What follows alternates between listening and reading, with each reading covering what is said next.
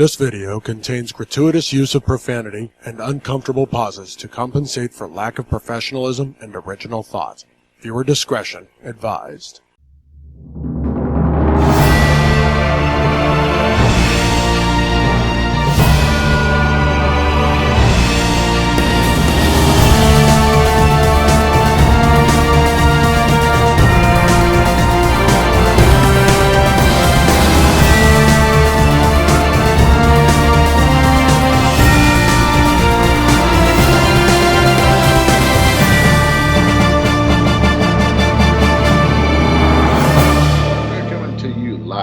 Cobra Island, we proudly bring to you the Nerdy Manroom show with your host, Hassel and Monster. And Monster, I'm super pumped this week because we don't just have any show. We have G.I. Joe against Cobra the enemy, fighting to save the day. He never gives up. He's always there, fighting for freedom over land and air. So that was your cue to hit that soprano. G.I. Joe. I couldn't hit it today. My voice might not go there today, but also I'm still trying to figure out who allowed you on my Cobra Island. G.I. Joe is there. I'm just saying that was you, but I was prepared for a musical episode. But yeah, I snuck. You went there, and I thought you were going to finish it, so I didn't even try. No, that was what the dun dun. Yeah, okay, I got you. But with that, before we delve into this too far, we are still experiencing some technical difficulties. I did not get all that fixed. Sorry, everybody. Hopefully within the next week or so it might be, but we will see. But with that, we do, as Hassel said, have a very exciting episode, at least for us, because we love G.I. Joe. So we're actually going to go into our top 10 G.I. Joes in this episode. But before we get there, let's jump over and get a shout out to our sponsor. Thank you to Zone Collectibles. You can find them on the internet at thezonecollectibles@gmail.com and on Facebook at The Zone Collectibles, or in their store at 305 Main Street, Tifton, Georgia. Visit them for all your nerdy needs, from comics to Legos, trading cards, toys, games, and more. Help them support the local artist community by supporting their cause of bringing unity through community. Fandoms unite. And with that, Hassel, we got one more thing we're going to do before we jump into our focus topic this week, because as we were putting this together, and we were very excited about G.I. Joe because we love it, I saw a lot of Hasbro news.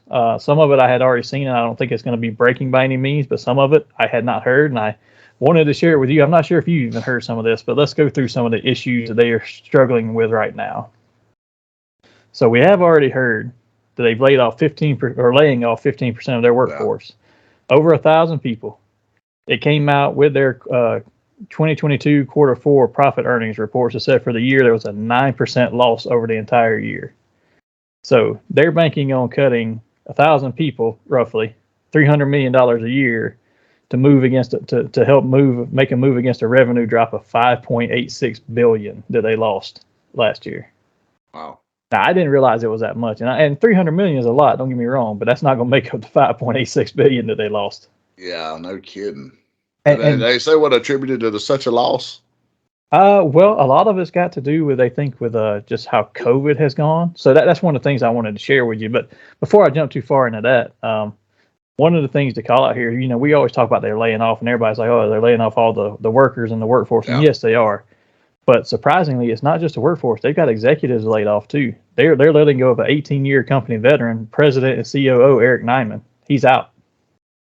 You know what? I can actually get behind that there. I can respect that. I mean, I can't get behind laying off 1,000 employees ever. But I mean, if you're getting executives too, you're not just getting mid-level guys. I can at least respect that.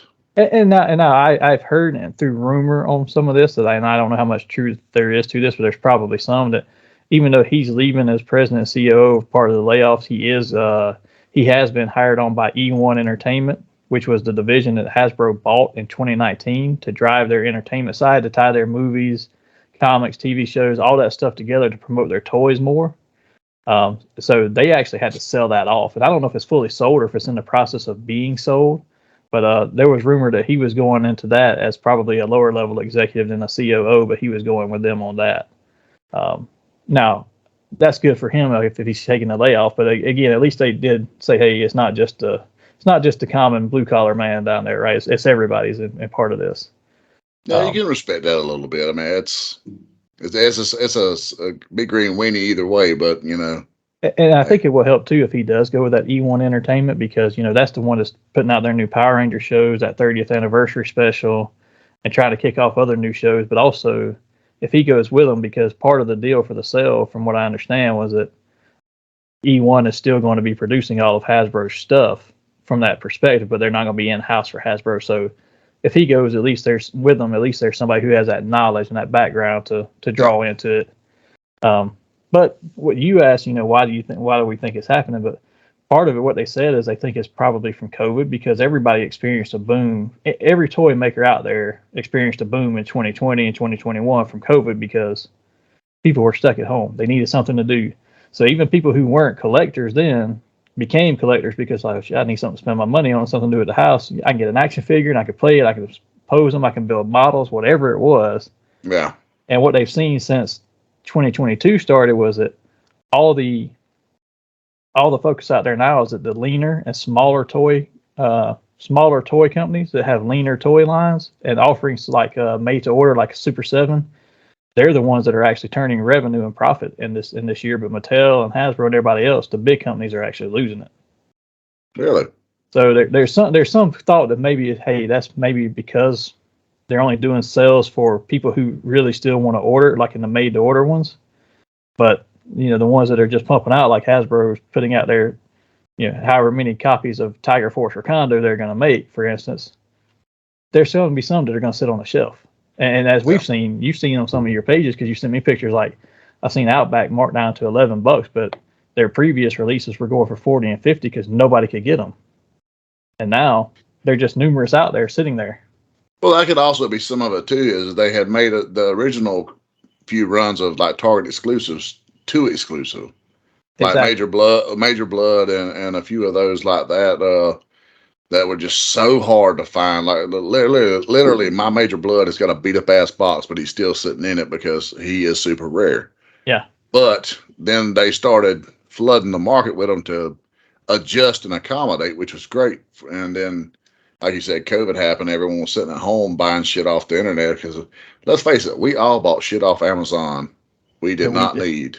I have like 6 Gundam models over there, and I like Gundam and all, but I never built the models until I sat at home and I was like, well, I'll buy these and I'll build some. And I haven't built any more since then, but I've got them over there and I'm like, what the fuck did I buy these? I got drunk one night during COVID and bought an entire living room set of shit. You know, like coffee table, end tables, random table for the side. You know what I mean? So we all went through that rabbit hole now. So I'm sure collecting, you know, it was a big boom during that period as well. So, you know, coming off of these, and we won't spend too much time on these, but there's 2 other things that happened in in this Hasbro dealing to try and turn their profits around. So they said that their focus now is they're going to be a leaner on toy lines and offerings, meaning they may drop some toy lines, they may have leaner offerings coming out, but they said they're going to try to work on increasing their quality more, so to offset that, because they're not going to put as much out anymore. Well, you know, that is one of the things I'm seeing a lot on the G.I. Joe pages on Facebook that I follow. There's a pretty good classified community out there, and you're seeing a lot of the same occurrence on some things like Zarana, her arm, the left arm keeps breaking off on a lot of people's. Yeah. By the time they pull her out of the package, the left arm just snaps. It ain't a deal where they're posing, and a lot of people are like this. Before they ever even attempt to do anything with their figure, they're doing a hot soak before they ever even attempt to pose the figure, because legs are breaking, you know, just certain random joints are not holding up. I've seen that, and you know, they've always had the problem where you get the occasional drop down hip ones that are weird, but LA Viper is the king of this. I've seen something else too, though, that they've changed. If you notice with their quality, they've changed from having the bicep cut where it actually loops around the muscle of the shoulder and the bicep. Now it's a straight cut across the bicep, and they say that's. And I don't know if that's better for posability or not, but they say that's the reason they did that. Really, I seen one today where someone got a Recondo and his arm joint was actually pretty much welded. Like you could see the where it was supposed to be the positions there. Yeah. But the plastic has somehow melted to where it was one solid piece, and it would not, even though it had the joint there, it would not. It was almost like the plastic welded. I haven't seen that. I've seen that people. I've seen that because it's a straight cut now around that arm. That sometimes if it hasn't popped all the way into the joint, you get a little bit of a gap there, and some people are having to push it in to get it to get rid of the gap. I hadn't seen that, but yeah, it's always kinks. But I just don't want them to make them too rare by cutting down on the stuff they put on the shelves, overcompensating, so to speak, and then we go back into the $40 Joe, the day they come out shit. Yeah, well, the one other thing I wanted to touch on, this is one of their things that I'm not sure, it does relate to the profit rebound where they're trying to get money back, but I'm not sure. There's two possible reasons they're doing this on this one, because this is another property. This is not G.I. Joe, but it relates very closely to G.I. Joe. It may tie into it. So part of what they're doing for their profit rebound is they have set out several cease and desist orders in the last few weeks to third-party companies and what's considered bootleggers or fourth-party companies. The reason, and particularly, they're focused on the mask property. Ooh. They send that out to several. There was one of them, and I don't remember their name, that I heard today from another podcast that I was listening to while I was working. Apparently, this one company, all they were doing was basically recreating those original figures and insignias and everything. And Hasbro put out a cease and desist to them and a couple others. Now, I did hear that they had not done it to Ace and Ramen Toys. I was just thinking that. Do we need to get Ace back on here? Part of that is because they didn't copy the insignias and stuff too, so it makes that a little bit harder to try it in court. But several of them that they have put that out, especially for mask. So for mask, does this mean one of two things? Does this mean that they're going to do something for mask this year? Which kind of seems odd if they're doing leaner offerings, unless they're putting in part of the G.I. Joe classified line as a sub line, which they did that in the 25th anniversary. Exactly. And how cool would it be to get a tracker as a classified? I feel like there's a part of that where I need the vehicle with them, but if they didn't make the vehicle, but they did them in the 6-inch classified line as the mask characters with their helmets and everything, I'd still buy them. I'd want them with the vehicle, but you'd have to do a 3.75 inch. What if that's the next Hasbro HasLab for them? That would be interesting. Just saying. So I'd buy that in 3.375 or 6. So the other side of that though is, are they doing this just as a money grab to say, stop making our properties until we're ready to make them? You're not going to make money on us if we can't. So it's one of those two things. I'm hoping it's that they're going to do something with it this year. I would almost feel like they'd have to be fisting to do something, because let's just be honest. No one's touched this property in 25 years at least. There's been no new anything. No. And as the official company of it, they already know you can bootleg all the shit you want.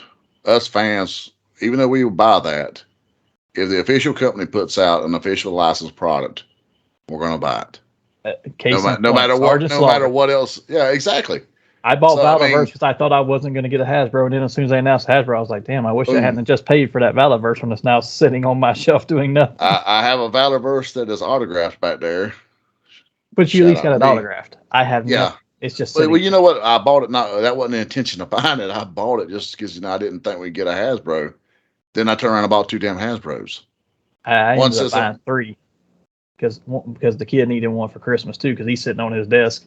His Sergeant Slaughter sitting on his desk with the pointing finger on it, pointing down Tarn from Transformers, which is his favorite evil Transformer, and it looks like he's yelling at him. I'm like, that's what's up right there. I got a WWE Championship on mine back there, or WWF at the time. So, but that was just before I changed my stance on no longer buying 2 of anything that comes in windowless packaging. So, yeah, and I didn't realize it was in windowless packaging at the time, honestly, either.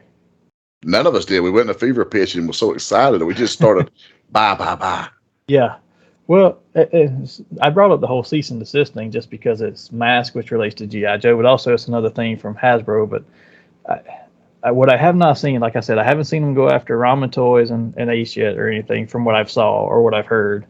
And they haven't gone after anybody like the Fans Toys and stuff yet for Transformers. But the word is out that some of those Transformer third-party companies that copy and paste their molds pretty much almost verbatim, they are going to, like Fans Toys does some changes to get by so they don't have that problem, and so do some of the others like Make Toys or some of them. But there's a few of them actually, and I shouldn't say Make Toys because I've got a Make Toys Jazz, and he actually has the outline for the Autobot symbol put on his chest. He just doesn't have the symbol itself. So like stuff like that, if they continue to do it, I think Hasbro will try to shut them down now too, just because they need their profit. I really want to get Ace on back on here now, just because I feel like he would get so upset and so animated just talking about this. He might. That might be something to look into at some point. But like I said, I don't think it's. I mean, we know how excited he got when we got into the Brian Flynn situation. So I feel like he would really get animated with this. Yeah, and what I saw, like even the company, they're not, the company that they shut down completely for doing the mass stuff. They weren't even doing it in the same scale. Now they were taking that scaled figure that Kenner made back in the day that Hasbro now owns the molds to, and they were taking that exact figure and upscaling it with all the symbols and stuff, but they were making them as 6 and 12-inch figures. They're like, even though that wasn't a straight copy and paste, it was close enough that they were able to say, nope, stop. Wow. Yeah. So it's getting to be very interesting on that front. But instead of spending too much more time on that, let's jump straight to our focus topic, because we did have a very exciting one for us. And coming off of Hasbro, we are still talking about G.I. Joe, right? So one of the things we want to do is do a top 10 G.I. Joe list. Now, these are our individual favorites. So for everybody out there, these are not the most influential, not the most important to the franchise. This is a truly subjective list. Now, if you want to comment on our list or share yours, we'd be glad to see that in the comments. Now, realize that we're going to tell you you're wrong anyway, because our list is our list. But hey, we would love to hear what you have to say about it. And I'm just kidding. We would actually like to hear other people's lists as well. But as we always do with these, we'll give a brief description of why these people made our top 10 list, who they are. We'll go back and forth between the two of us, so it's not just one of us talking the entire time. These are in no particular order. I will tell you mine ended up in alphabetical order because I had to start with a very long list and start cutting names, so it was easier to do it in some kind of order. But there's no order saying one is more important than the other.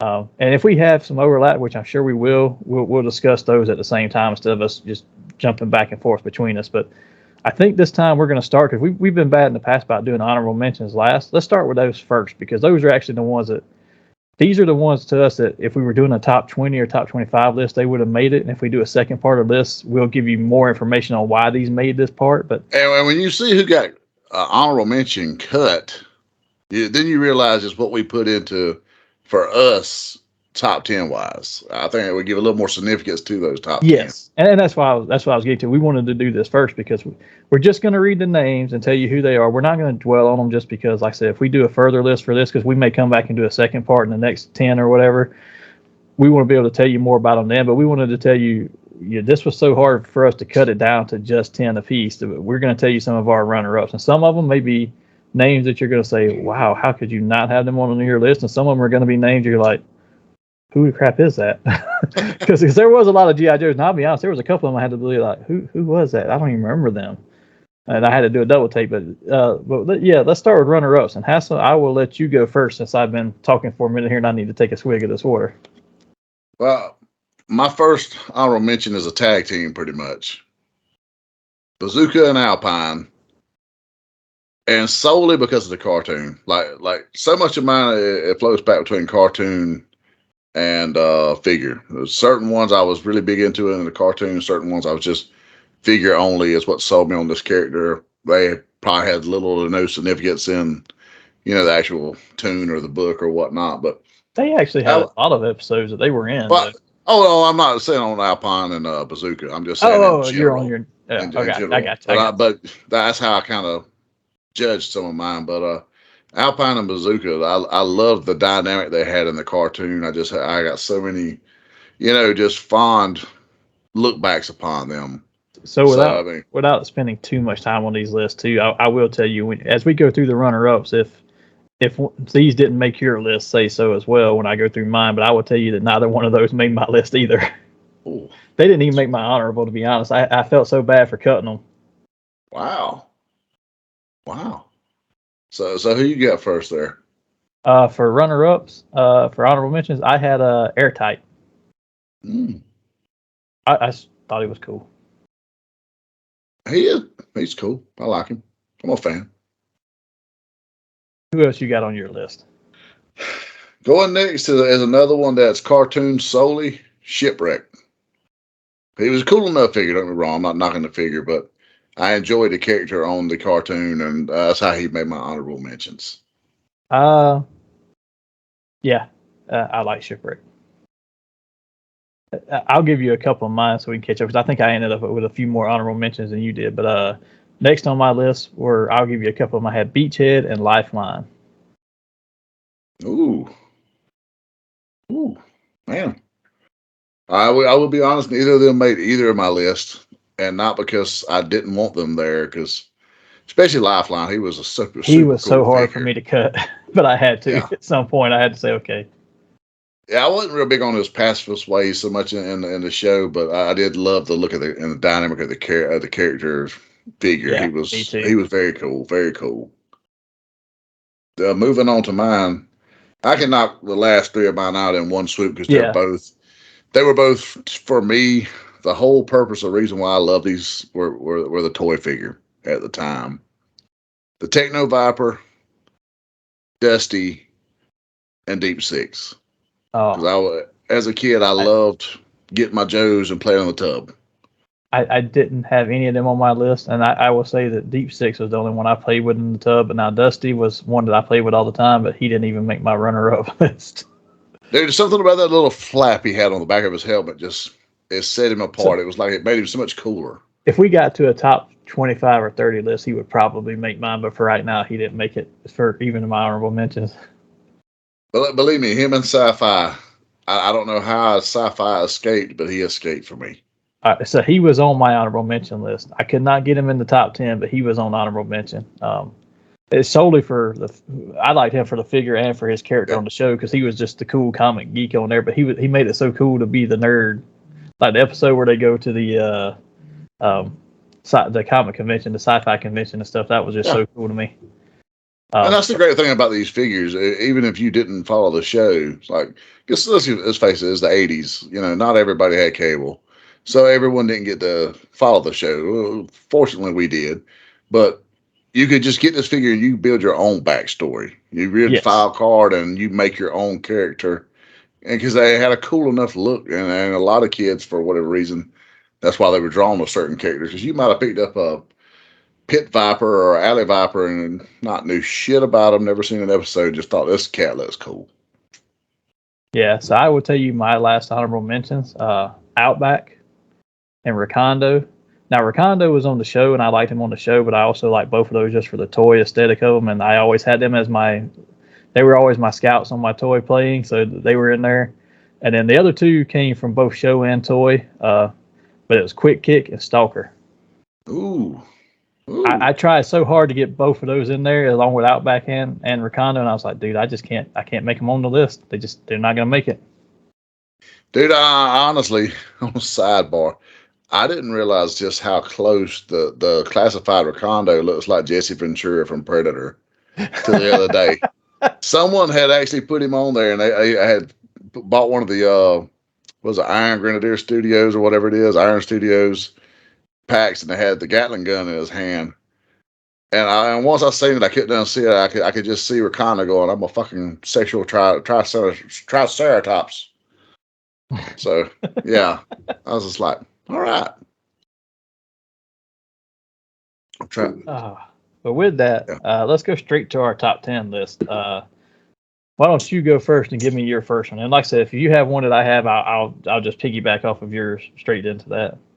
My first one is probably most people's first one that were children of the 80s. The coolest Joe of all time, Snake Eyes. Not that piece of shit from the movies, Snake Eyes. That was one of the coolest figures. He was cool even on the show. He had the silence, and the visor. And then we got so many different cool versions of him.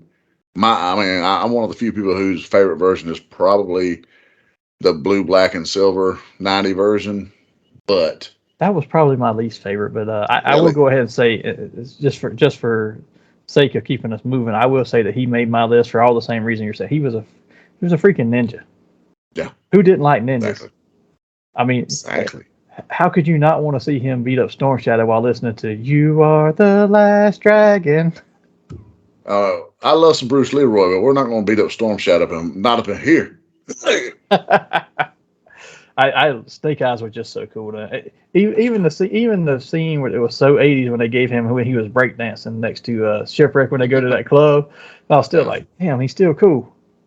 But then next thing you know, they karate chop, pillars in half. Yeah. Oh, that was a good one. So we both had Snake Eyes. So since we both had that one, who did you have next? The other second coolest Arashikage of all time, Storm Shadow. I mean, I got to have my boy on there. I mean, he's probably my favorite of the two, honestly. See, that was just such a cool looking, just a great look. He's a most ninjas before that were in all black. This cat is so badass. He's in all white, short sleeves out there in the Arctic tundra. I mean, come on. I love the character. I love the look. I am a big, me, I'm a big hero fan, so I usually pick the heroes over the villains. So most of mine were going to be Joe's anyway. Now, if we were doing this as influential, he'd have been on my top 10. If we were doing this as just favorites for us, I would probably have to get into the 25 to 30 range to get him in there. And he's the first Cobra, Zartan being the second one that I would get in my list if I had those. But he just didn't make mine just because he was so much further down than some of the others. Now, I will say the one injustice I always thought was the terrible, terrible stereotypical voice that he had on the show. That was the worst. It was very, very Asian 80s accent. Asian. Very 80s Asian. It's so fake, but it was like, oh, that's so bad. And you don't know it then, but if you watch it now, it's like, ooh, that's so bad. Like, they got it right with Quick Kick, but with him, no. You will do this. It was just terrible. It sounded like somebody was trying to imitate Mr. Miyagi, but younger. A bad Miyagi. Yeah. Oh, so I'm going to go a little bit out of order for my list because I said mine was in alphabetical order, but since we're talking some of these characters, some of these tie to each other. So my next one on my list was, he's further down, but the one I'm going to call out next was Spirit, because Spirit had a lot of episodes of Storm Shadow, but Spirit, and again, he got the bogus stereotypical 80s Native American voice, but he has so many good stories in the show, and I love the figure. Now, I will admit that I don't think I ever actually owned him as a figure. I borrowed him from some other people when we would play and stuff, but I never owned one of him. But I hated that so bad because I loved him. I thought he was so cool just because he was the tracker. I kind of like that idea of the tracking people, and you'll find a common theme in my list. It's either leaders, trackers, or like there's a couple of special type characters in here, but most of mine are going to be Green Berets or leaders or like with Spirit, he was a fighter, a natural martial artist, and he was a good tracker. Like Recondo and Outback didn't make my list, but the honorable mentions, I like that scout type character for some reason. Well, he actually made it cool too, and it worked. I mean, they did everything in the show but make him go, "How, hey, paleface," Yes. But other than that, I mean, he was great. He held his own with Storm Shadow in a few episodes. I mean, he was badass, and that was I love the character myself too. And sadly he didn't make my list. And as someone with Native American heritage, I probably should be ashamed of this. But at this point, how many of us don't have Native American heritage? Yeah, I got a larger portion though. Yeah, but still, he made mine. So who did you have next? Oh, this fella right here, the Cobra Bat. Just for the figure alone, you don't get much more badass than this. And in the 80s, this was a hologram, dude. Really, really super cool until you put him in a bathtub. I'm just saying. And it peels off. Yeah. 5-year-old Hassel didn't realize this and threw him in the damn bathtub. And let's just say we had to buy another one because this was like my favorite figure. It was such a cool figure. I mean, in the show that he gets a couple of cool episodes before Slaughter shows up and wreaks havoc, and he's no longer badass anymore. But in the Hasselverse, he was always badass. So I'm going to tell a story, and this is honestly, I won't say any names about who this was, but I will say it was a relative. It was a cousin. You could probably figure out which one I'm talking about if we talk too much longer, because he's not much younger than I am, and he used to live not far from you when you lived at your dad's. You know how G.I. Joe, other than Deep Six and maybe a couple others, they had the O-ring waist. Yeah. So taking them in the tub was one thing, but taking them in the tub, and if you stretch the O-ring waist and you're sitting it down in your lap, where it pinches is not the best feeling in the world. Ooh.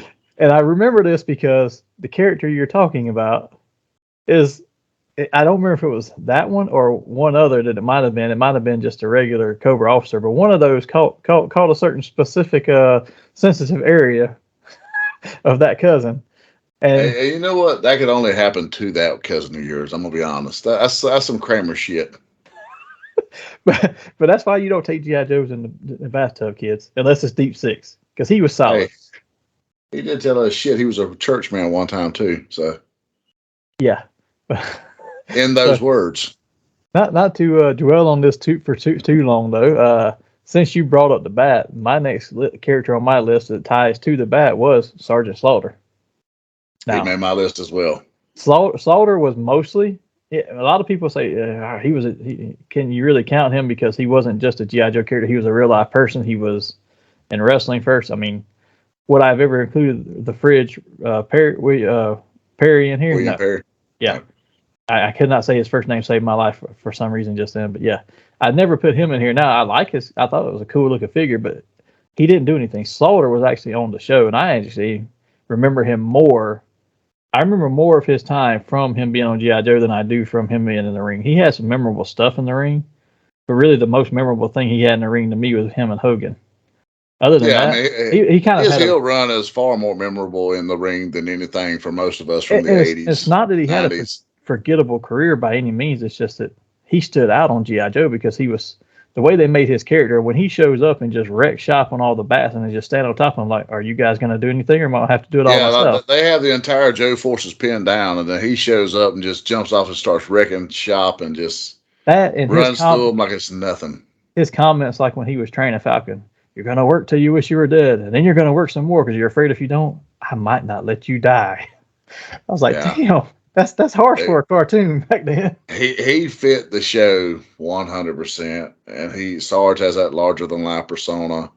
Like you really got behind him. You knew he was good old USA, you know, which is what made his WWF heel turn so much more memorable as well. But because he was G.I. Joe, he was Mr. G.I. Joe going into that.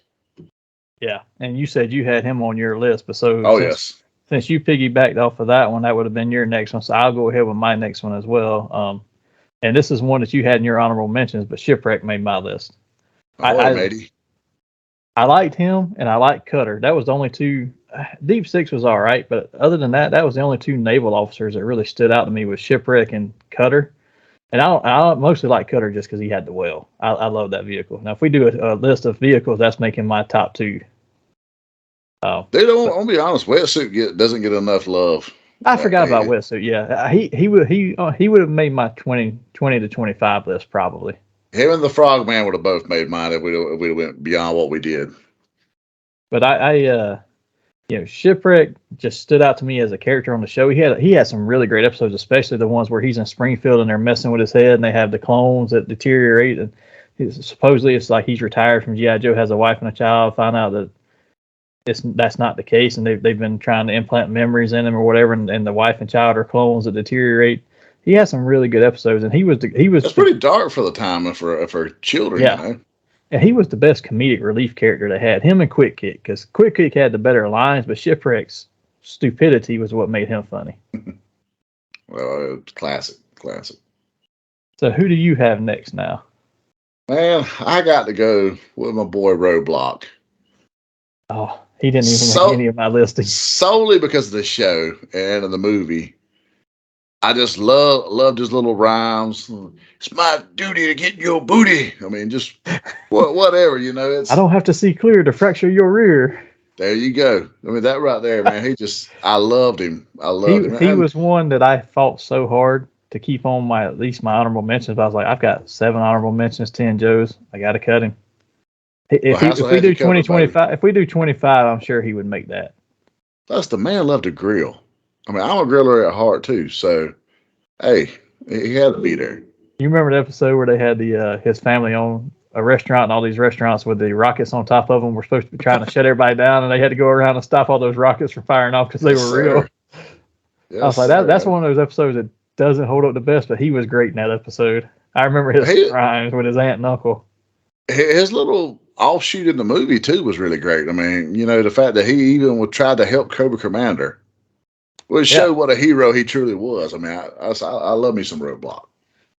And really, what really soured me on him some is just the fact that for so many years they couldn't use the name, so everything was Heavy Duty. Heavy Duty. Who in the comics and in the show, which I don't know if he ever made a show. I know he's in the comics, and the figure was actually his cousin, but they kept trying to replace him fully with him, like he never existed in all the later stuff because they couldn't use the name. I'm like, till they finally got the rights back to the name, they're like, oh no, he's a different character. I was like, but for like the last 10 years, you've been telling us they're the same person, and I couldn't stomach that. No, I'm not a fan of it either. It's like, to me, he has the one look, which was his Target exclusive look in the classified. Oh yeah, that Heavy Duty look, I'm not a fan of. When they tried to make him bearded, I wasn't a fan of that. Nope. Give me that camo wife beater, bald hat, Hannibal mustache, and that my boy right there. So coming off of him, I'm gonna give you another one of mine that doesn't really relate to him too much, but had a lot of screen time with him. That was Wild Bill. Ooh, Wild Bill to me just that was the best pilot. He was the best pilot they had. He did all the trick stuff they had. Now, he didn't fly my favorite vehicle. My favorite vehicle would have been the Tomahawk, and Lift Ticket flew that. And I like Lift Ticket a lot, but Wild Bill was the better character because that cowboy and flying and being wild, like he was their version of Maverick from Top Gun, but with more flair. Yeah, he had a southern, but I guess he really wasn't southern, but he just come across this way. Yeah, well, he was Texan, so I mean, it fits. He's southern in that regard, but he was just one of those I loved, and I had two different versions of that figure. I had one in a regular outfit, and I had one where it was like a maybe Night Force or something. And he was like in a blue and yellow shirted. One of them came by itself, and one came with the Dragonfly helicopter. The regular version came with the Dragonfly. The night version one came with just on a card back. But I remember having him and enjoying him. I had the regular version. I didn't have the Dragonfly. I'd done some horse trading because back then Joe's and trading cards were currency. So I done some horse trading for just the Wild Bill. Yeah, he was a great one. So who do you have next, sir? Dial Tone. And I will say, as much as I like him on the show, the figure still hands down one of the cooler figures of the 3 3/4 line. That backpack, the little thing that comes around, it's just such a cool figure. I mean, it was like an upgraded Flint. From a figure standpoint, because you had the beret, it was like, oh shit. And then you got the cool ass backpack. Sold me. So I will piggyback off of you because I had him too, and he, like I told you earlier, the Green Beret figures for whatever reason I thought they were always like to me, and I guess maybe it's from watching other movies or reading military stuff, like they're supposed to be elite character or elite soldiers, and I was like, all right, so he's a beret, and he's also cool because he's the communications guy. He's got all this extra stuff, and he wasn't the greatest fighter they had, but like for all the other stuff, like if you had to pick the IT people between him and Mainframe and a couple others that were out there, he was on all out to me. Yeah, like Scoop was cool and DJ was cool, but like Dial Tone was top notch for me. So I had him. He was my next one. So who you got next? I want to show Cobra a little love. Matter of fact, I think the rest of my list is Cobra. You got 4 left, right? Yeah, and the rest of them are all Cobra. All right. I got to give my boy Cobra Commander some love. I loved him on the show. He shared the voice with Starscream, so you know what I'm saying? So I'm automatically going to love him right there. He has some really cool figures. The dome face figure has always been a great one. I never got behind the bag face. And I feel like the fact that Hasbro will not release a bag face now, they're really missing out on some Django Unchained, fucking with my eye hole memes. But they won't do that. And then the armored version of him was, even though, story wise and the cartoon by then, it got kind of it was a cool look to him. You know what I'm saying? When he came back, I was like, damn, Cobra Commander's badass now, because he's always a sniveling coward, in the other form. Then he shows it back up in our armor. It's like, oh. And I didn't remember what he did at Serpentor, but he combined him with what's his name, Naugahyde. had a pet iguana. He combined him with the pet iguana and turned him into an iguana, like an oversized, almost the size of an alligator, but it was an iguana. You know what? I'm a fan of that because I did not like Serpentor. I love the figure. I did not like Serpentor on the show. I got so sick of that This I Command shit. You didn't like being commanded? No, I did not like being commanded. You should know me well enough to know this. You boy Hassel don't take command very well. However, it just got to be too much, and then they just shit all over Cobra Commander once he come along. I just wasn't a big fan of that. Well, so to jump back to my list, I'm gonna stick with the Green Beret theme, and I'm gonna go Lieutenant Falcon. Ooh, wow!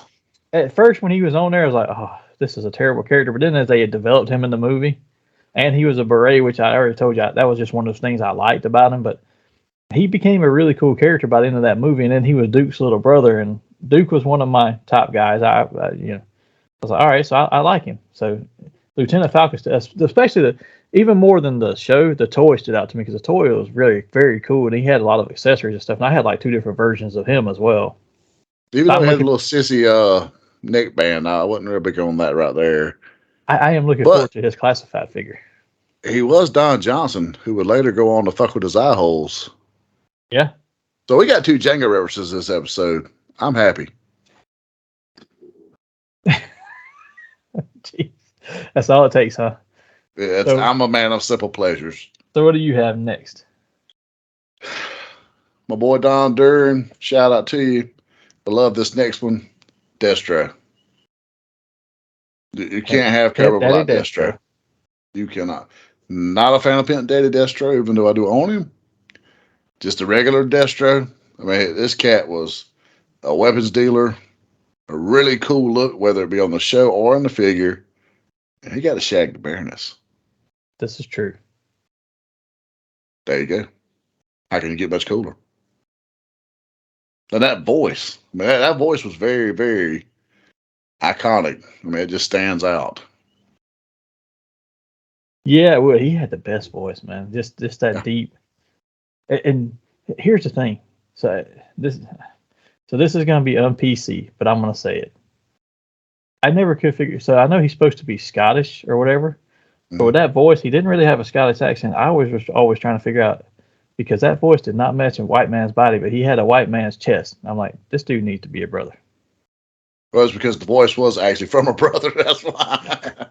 It didn't match him. I was like, for a while, I was like, what's he supposed to be? Not in any bad way, one way or the other, but it sounded like James Earl Jones. That's the first thing in my head. Is this dude's supposed to be? He never came across gentleman. Scottish to me. He come across like a brother, like you said, and I forget the gentleman's name that voices him. Matter of fact, he does a lot of cons, and I've seen some really cool cosplays where he poses with them. He seems to be very, very fan friendly. But yeah. And for everybody out there listening, I am not a racial stereotype type person. I just that one to me was the one that stood out more than anybody. There's nothing else that I can think of besides that. This makes me wonder, what was he supposed to be? Yeah, he does not come across as Scottish. No, but since we're on that note of being Scottish, Irish, whatever, my next one on my list was barbecue. Oh man, I fought so hard. I was upset that he did not make my list. So I will admit, when I had the toy, I did not have the original red version of him. All I had was the Slaughter's Marauders version of him. But I love the figure. I love the fact that he was a firefighter. He had some different weapons. He wasn't a flamethrower guy. He didn't have a flamethrower. He had the actual fire retardant backpack, but he had the axes and stuff. And he didn't really carry guns. I was like, but whatever it was about him was just really cool in the toy. But on the show, he had some good episodes too. I love the episode "The Viper is Coming," and he had a lot of parts in that one. He was a cool character to me. I just really enjoyed him. I don't know if it was just the look or if it was everything about him, but I liked him. He had to make my list. So him and Cobra Commander with the dome face were like 2 of the first Joes I ever got. And I just remember I loved them, and I was torn to pieces when I lost them in my grandmother's boxwoods. The little box hedges. Yeah. He got lost in there, and I could never find him. And then there was a wasp nest in there, so it's like, yeah, you're gone, boy. Yeah. Yeah, I never had the original one until the 25th anniversary, and then I got that original look, I should say. It's not the original one, but the original look. But the Slaughter's Marauders one was like, yep, I can get him now. Not bad. So who do you have? Because we're down to the final two, right? Yeah. And I made these two as one pick just because if you got one, you got the other. The Amont and Tomax, the Crimson Twins. I always love the look of them, the characters. They were just very intriguing and appealing to me, like on the show, like if one felt something, other, you know what I'm saying? That was always real neat as a kid to me. And then it just looks super fucking cool figure wise and, on the show. So they're pretty suave too. I like them. Well, I will tell you that my last two characters here, and both of them fall into that category of they're the leaders of the team, and that's why the main reason I like them. But also, this next one was also a Green Beret, and it was Flint. Flint being the warrant officer, he was that cool. He was the cool suave leader to me. He was the one that was more like I'm going to tell you what to do, and you're either going to like it or you're not. But you know what? At the end of the day, you're going to come around and see what I say. Yeah, and dude, honestly, he came across more as the leader of the team a lot of times than Duke did. And I'm not shitting. I love Duke and I love Flint, but Flint he was almost like he just seemed a lot more of the leader, as far as getting shit done. Flint was more chain of command leader type, and Duke was more let me coach you on how to do this. Yeah, well, he was that field leader, so to speak. Yeah, so Flint was my next to last one. Did you have another one, or did you do both of yours as the twins? My final one is figure only. I mean, in the show, he was fodder, and that's the Crimson Guard. That is one of the coolest, most iconic looks for a Cobra. Like you saw the old troopers, like, they're gonna get their ass kicked. They're gonna shoot and miss. Crimson Guard showed up, you're like, ooh. They had that regal look of an officer, like yes. It looks like old school military. This is an officer because they've got this nice uniform and everything. They got the sword with the scabbard and the full 9 yards there. So I was like, that's really. It was almost like the difference in Marines and Navy. Yes. The Marine will kick your ass, or that Navy, you might have a chance. That's that old seaman. Yeah. So since you brought that up about the Marines and stuff, I'm gonna say I was surprised that one didn't make your honorable mention or your list, and it's sitting behind you, and it was Marine. And what made me think about it because he has two different figures that I remember having. Yeah, like because I had to dress Marine gung ho too, and I think you did too, if I remember right, where he had on the dress uniform. That's what the Crimson Guard in the dress uniform reminds me of him for whatever reason because of that. Dude, I fought so hard. Like I said, him, Flint, and Duke, I had them in and out of my list about twice. Like literally, there was two other versions of this list, and all three of those were in here. And I was like, but I got to have the, you know what I'm saying? So for my honorable mentions, Roadblock, probably Alpine and Bazooka. They were all tough to cut, even for my honorable mentions, but I ended up having to do it. But with that, my final figure or my final character, I think is going to be Duke. He was the quintessential leader of the Joes to me, and he was from the very first get-go, he was the character that I was drawn the most to, and I liked him. Now, I will say that I did not care for his look when they went to the Deke animation, and he had that red shirt and the flat top and stuff. I like the original looking Duke. I like Tiger Force Duke, Tiger Force Flint as well. It's just kind of a repaint of their regular costumes, really. Yeah. But man, he for whatever reason, he was the leader that stood out to me. Honestly, if I'd have read the comic first and saw that he was only the field leader and that Hawk was the main leader in the original toys, Hawk was the first one to come out as the leader and all, I'd have probably been, I don't know if I'd have been swayed by Duke, but man, seeing him on the show, I can never see Hawk as the leader after that other than he's the general who gives us a few marching orders, but he doesn't come out in the field with us very often. I remember being pissed when Hawk would show up and just try to trump Duke. It was like, whoa, bro, that's Duke. No, sir, we don't do that. The best thing oh, go ahead. I'm sorry. I was pretty well banking that you would have Flint and Duke on your list, where I was like, we'll get to talk about them this way. That was no-brainers. But I was the only reason they eased out. My favorite scene, as far as leadership stuff goes, though, was I think it was in the movie when Beachhead was complaining about the way they were training the new recruits, and he's like, "Well, if I was running this outfit," and Flint's like, "But you don't. First comes Hawk, then Duke, then me, and finally you." I was like, damn. Yeah, all three of y'all burned him in one shot, and only one of you had to speak it. Yeah.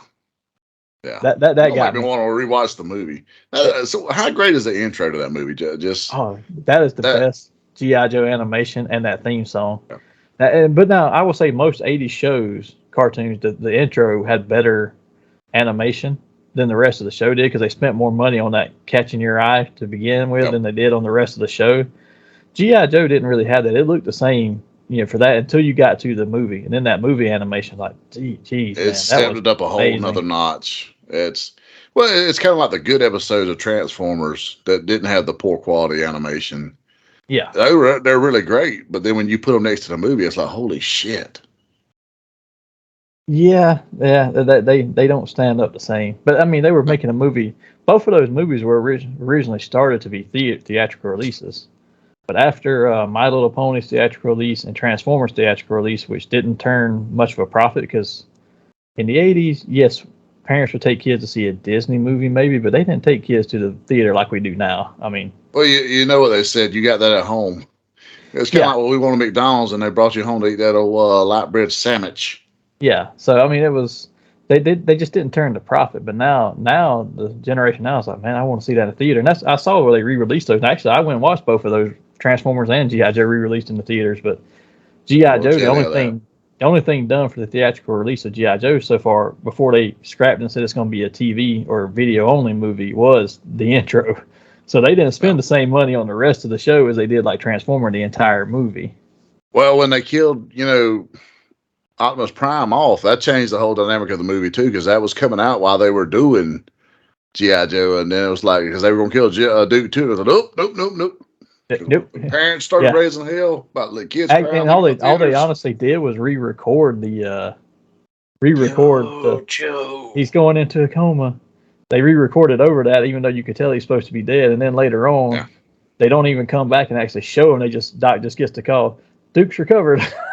We can't kill old boy off. He's back. Yeah. Oh man. But with that, we're getting close to time, so let's move straight into Nerd Out, man. For anybody who hasn't been here before, this is part of the show. We ask a random question about the topics of the day. We have to respond with no prep time because we don't know what each other's going to ask. Now, if you want to expand upon our answers or provide your own answer to the question, please feel free to do that in the comments because we'd love to hear from you on it.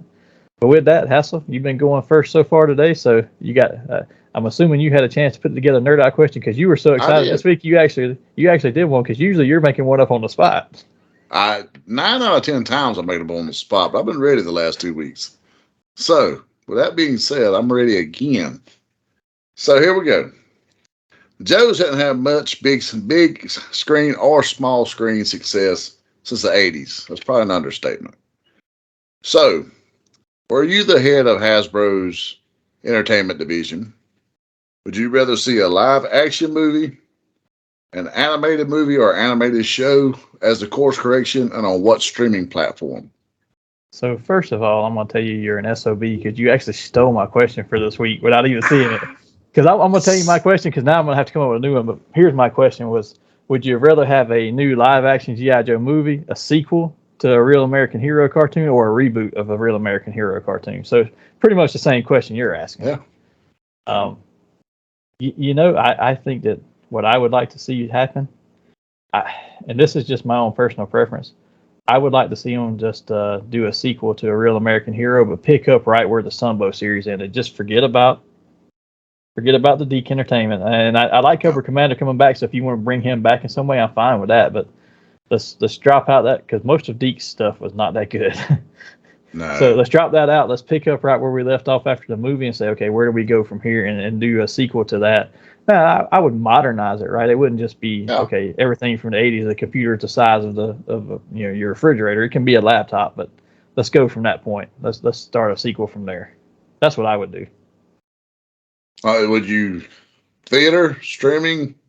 I think I would take it streaming and do something on Netflix like they did with the Transformers, but I would make it a longer series, because those Transformer trilogies were really cool on Netflix, and so was Masters of the Universe Revelation after the second half came out. But I would do full, let's do a 10-episode season of it and do 30-minute episodes instead of 6, 15-minute episodes like they did with Transformers or whatever they were. I would make it a long-term thing, but I would do seasons like that, and I'd put it on a streaming platform. Because honestly, who watches TV other than that anymore? Honestly. Yeah, like the only live TV I have is Hulu, and that's just for sports. If it wasn't for sports and pro wrestling, I wouldn't even have Hulu Live. Yeah. So what would you do? How would you want to do it? It's the same thing. I mean, you pretty well encapsulated the same thing I said. I'm thinking, it's live action is never. I think too much damage has been done with the first two movies and then the Snake Eyes movie. At this point, we're all snake bit, so you shit the bed with the live action market. So let's just go straight into an animated. I don't want it CGI. I want a good animation studio to pick up where Real American Hero left off. And I think Netflix is the perfect platform because they do show a lot of love to these nostalgia type characters. This is true, and I think they do the best job of it. Honestly, I haven't seen anybody else on. There's a couple of shows on Amazon that I enjoy that are animated shows and stuff, but they're not these items. They're different properties, and they make sense on Amazon, I guess, because that's the place they've been. But still, oh man, you're making me have to rethink of a new question now because I didn't have the one option this week. Usually I have at least two. I apologize, Monster. No, you're good. So, well, let's see. Let me ask this question then for my nerd out. Is there any one or two characters that you would say out of the entire series, Cobra or G.I. Joe, that you're like, all right, if I could have just kept these characters either out of or off my show or my comic or whatever property or platform you looked at them on, what two characters would you cut out? And think just completely cut them out and we won't miss them. That's actually a damn good one.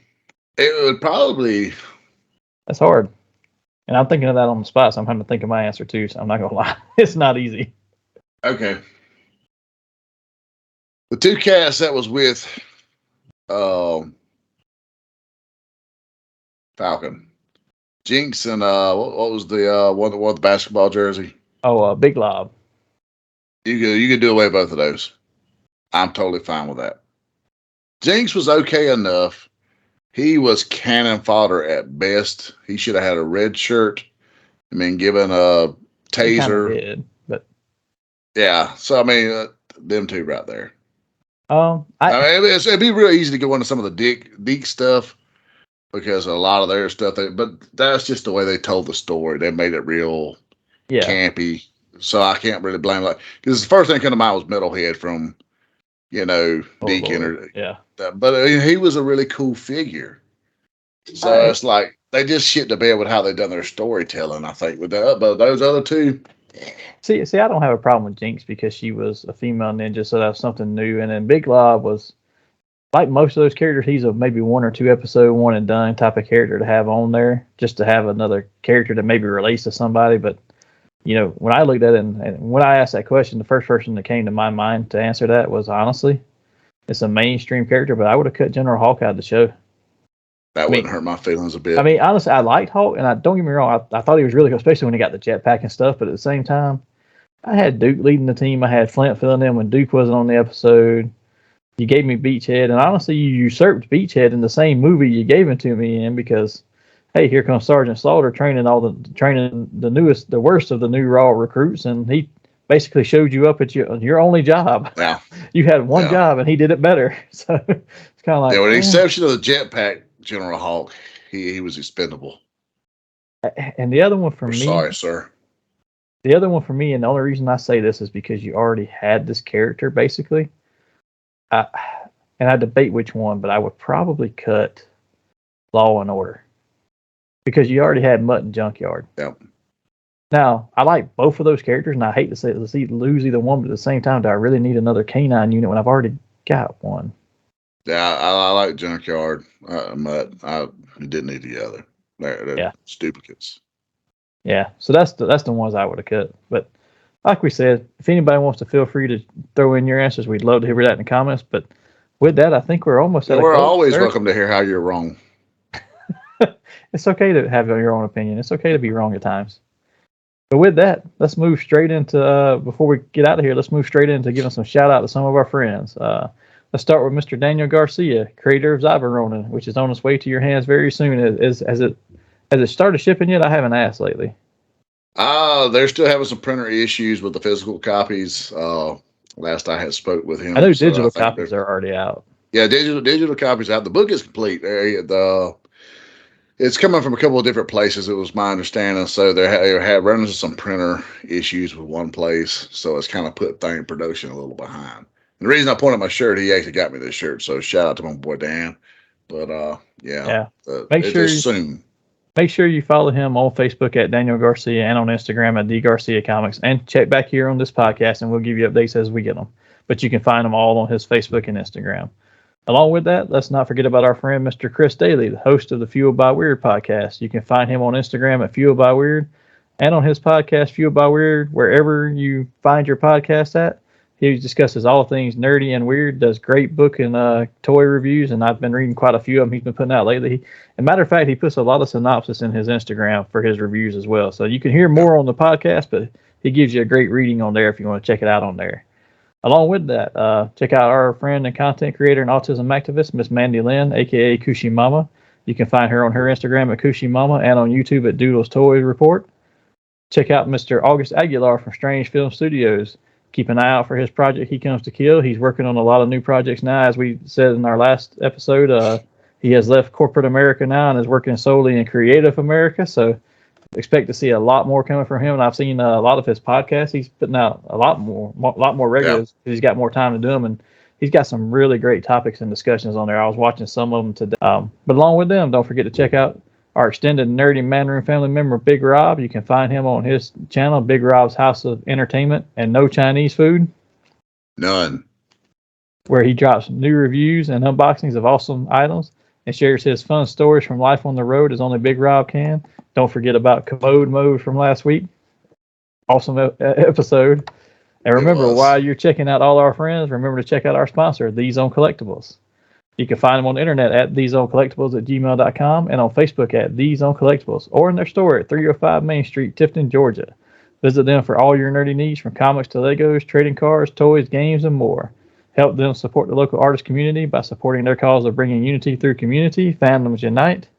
And while you're checking everybody else out, don't forget to check us out. And Hassel, tell them where they can find us at. Well, just before I tell you where you can find us at, I want to give a big shout out to Kevin Clady, who is the founder of Zone Collectibles. He's been having a kind of rough go as of late with his health. So much prayer and loves out to you, Kev. Speedy recovery. We hope you get back on your feet, so to speak. But you can always find us on Facebook at the Hassel Hutchinson via the Nerdy Manroom Show, Instagram at the Nerdy Manroom Show, Twitter, Nerdy MR Show. You can find us on YouTube, and now this will be our fourth episode on Roku on Southern Joy Media channel.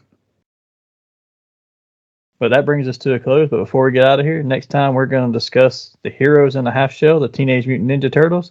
Until then, live nerdy and make sure you know what you need to know for half the battle.